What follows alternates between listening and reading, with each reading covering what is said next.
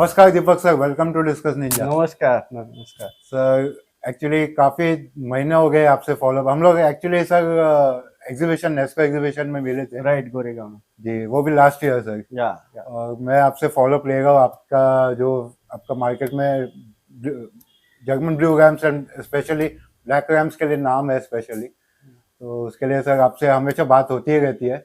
या। तो सर आज पूरा actually before we start I want to thank you, आपने टाइम दिया। अरे, और काफ़ी pleasure is mine. Important video था क्योंकि मुंबई में काफ़ी कम है जो रैम्स ब्रीड करते हैं, वो भी इतने क्वांटिटी में। तो sir before we start and before we have a walk through of your setup, sir मुझे आपके जर्नी के बारे में जानना है। कहाँ से आपने स्टार्ट किया, आप कहाँ से, कभी से ये हॉबी में और कैसे स्टार्ट हुआ?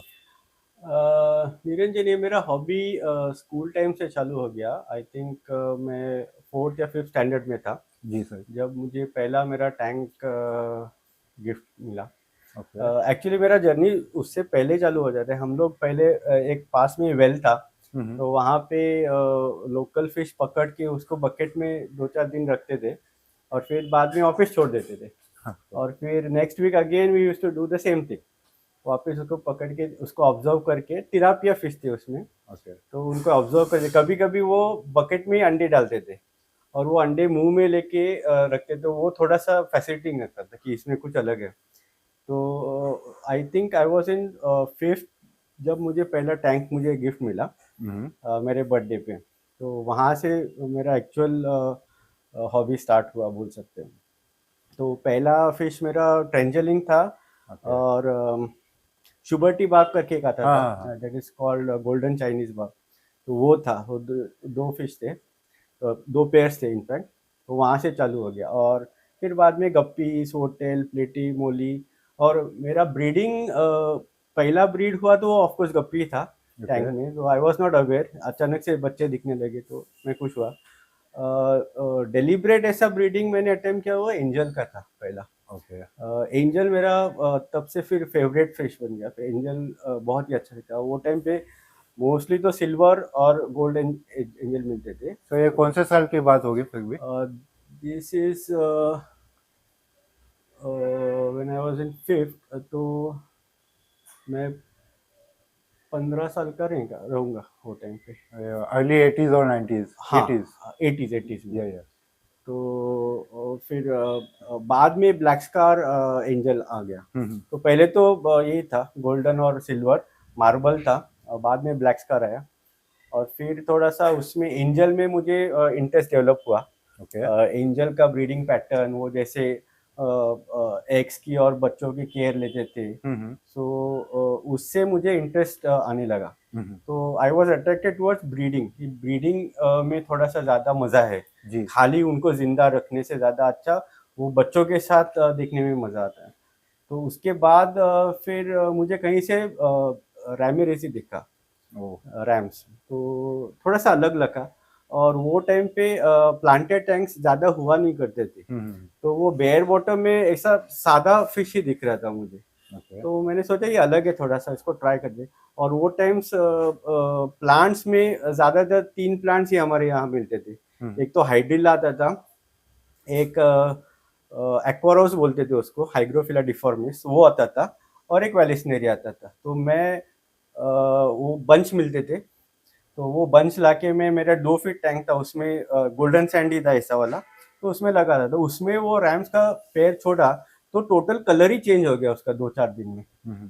तो मैंने देखा ये बहुत ही ज्यादा ब्यूटीफुल फिश है, उसका कलर्स वगैरह जो आने लगा।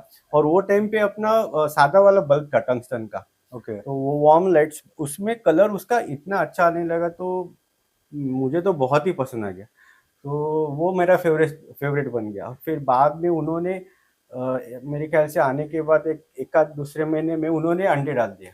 ओके। और वो सब फिशेस को अलग रख के एक कॉर्नर उन्होंने अपने लिए लिया था। तो that was very interesting for me कि कैसे वो मैनेज करते हैं उतने सब बाकी के कम्युनिटी फिश में, अपने अंडों को, बच्चों को कैसे बचाते हैं। इनफैक्ट वो बच्चे मेरे ख्याल से वो टैंक में उनके साथ 3 से 4 दिन थे। अच्छा, फिर मतलब बाद में जैसे हाँ फर्स्ट ब्रीड कम्युनिटी टैंक में ही, कम्युनिटी टैंक में वो भी आपने प्लान नहीं किया था? प्लान नहीं, वो एक्सीडेंटली हो गया। ओके। और फिर बाद में रात में जब वो बच्चे बैठते थे तो दूसरे फिश आके उनको खाते थे, हाँ हाँ। और फिर पेरेंट्स भी खा जाते थे, दूसरे दिन कुछ नहीं था। ओके। तो ऐसा मेरा 3-4 बार हुआ। आई वॉज वेरी डिसअपॉइंटेड, मतलब थोड़ा कुछ ट्राई करना चाहिए। तो उनको एक अलग छोटे टैंक में मैंने रखा, 1 फीट दूसरा टैंक लिया मैंने ओके। और उसमें रखा। तो पहले तो कुछ हुआ नहीं ब्रीडिंग, तो आई वॉज वरीड, मैंने कुछ गड़बड़ कर दिया। तो और वो टाइम इंटरनेट वगैरह था नहीं, कोई ब्रीडर वगैरह को एक्सेस था नहीं, क्योंकि वो टाइम पे कोई मेरे नॉलेज में तो कोई नहीं था, और ज्यादा ओपनली ज्यादातर बोलते नहीं थे वो टाइम पे। तो आई वॉज नॉट अवेयर कि क्या करना है, तो मैंने उनको थोड़ा सा प्लांट्स वगैरह लगा दिए ओके। और उनको एक शांत जगह पे रखा मैंने वो पेड़ को।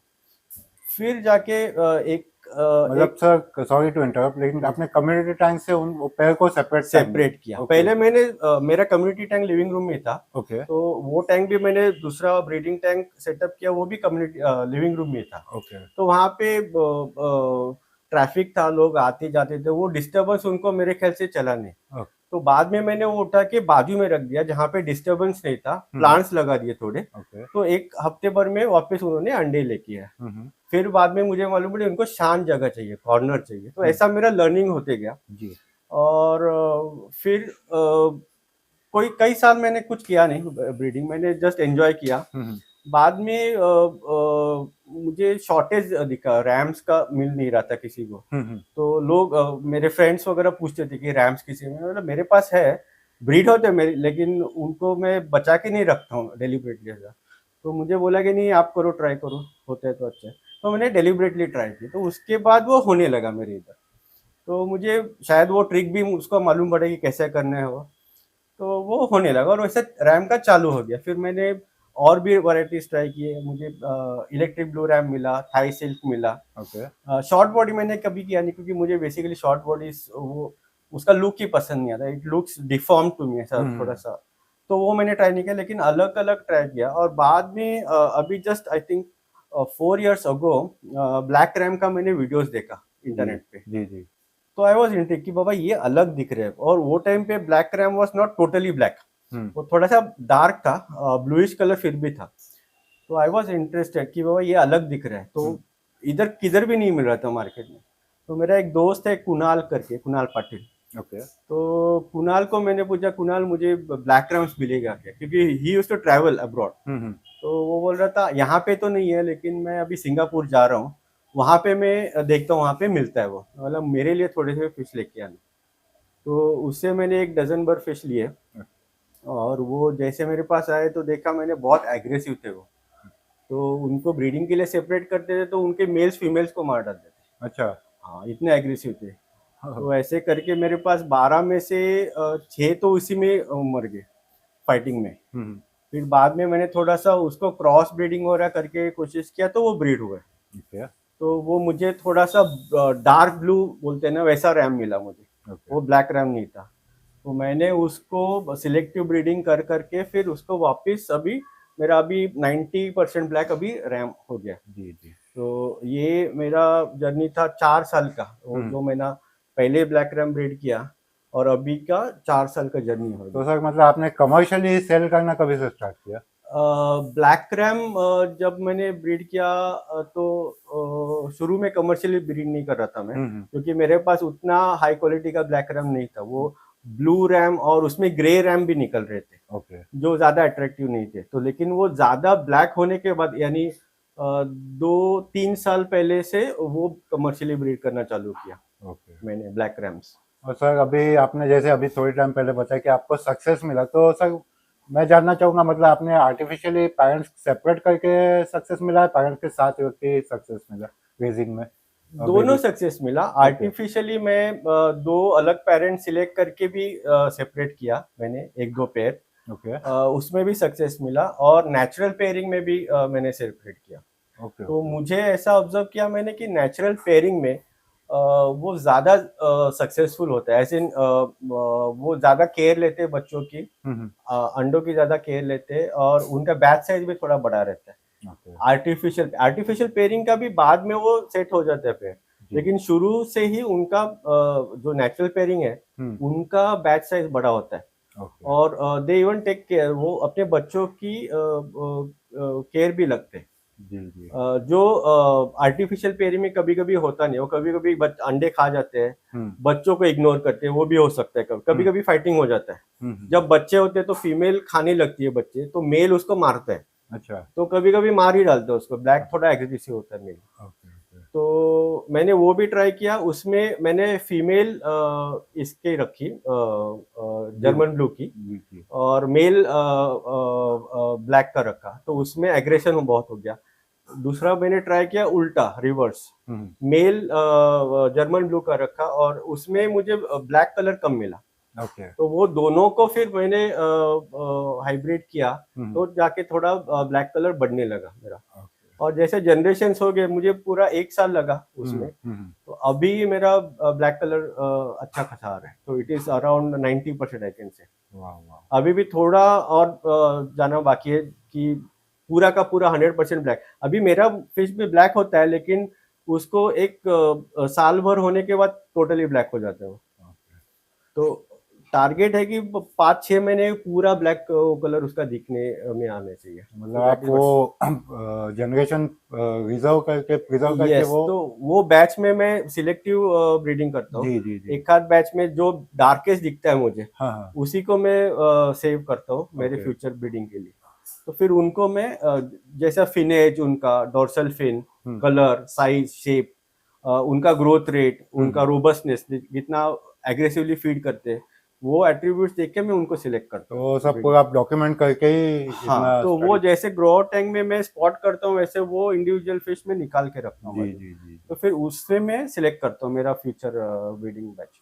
सर मैं आपसे और जानना चाहूंगा ये रैम्स में मतलब अभी जर्मन ब्लू रैम्स बोला आपने ब्लैक तो कितने वैरायटीज मतलब क्या रहता है नेचुरली कौन से मिलते हैं और देखिए, नेचुरली ऑकरिंग तो एक ही है, जिसको पैपिलोक्रोमिस बोलते हैं। ओके ओके, उसके बाद बहुत सालों पहले, आई थिंक 1960s में, किसी ने जर्मनी में एक एक्सपेरिमेंट किया था, उसमें ब्लू कलर एनहांस करने के लिए। तो ओरिजिनल आप वाइल्ड रैम देखेंगे, उसमें रेड कलर, ऑरेंज कलर ज्यादा होता है, ब्लू कलर बहुत कम होता है।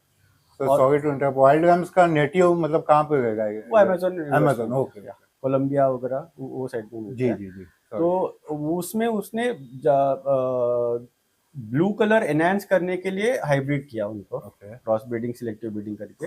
फिर वो जो ब्लू कलर है उसका, वो उसका नाम पड़ गया जर्मन ब्लू, वो कलर का नाम जर्मन ब्लू था, ओके तो उसको जर्मन ब्लू रैम हो गया। तो लोगों को लगता है कभी कभी कि German blue is the original RAM, whereas wild RAM is different. German blue उसके बाद में सिलेक्टिव ब्रीडिंग के बाद आया, फिर उसके बाद अलग अलग वैरायटीज आ गई, लाइक इलेक्ट्रिक ब्लू आ गया, थाई ब्लू आ गया, कोई उसको ऑरेंज हेड इलेक्ट्रिक ब्लू भी बोलते हैं। मतलब all these are man made man made है। सिर्फ नेचुरल में वाइल्ड वो जो पैपिलोक्रोमिस वाइल्ड रैम्स है, वो थोड़ा सा डिफिकल्ट होता है क्योंकि वाइल्ड कॉट होता है, उसका वाटर पैरामीटर्स रिक्वायरमेंट अलग होता है। अभी ये जो कैप्टिव ब्रेड रैम होते हैं, वो अपने लोकल वाटर्स में ब्रेड हुआ है, तो उनका हार्डीनेस ज्यादा रहता है, जी तो सेंसिटिविटी इतना नहीं रहता। वाइल्ड रैम का डिस्कस के जैसे हाईली सेंसिटिव होता है, ओके तो थोड़ा भी वाटर पैरामीटर्स चेंज हो गया तो दे गेट इफेक्टेड, जी जी तो वो थोड़ा सा क्रिटिकल रहता है।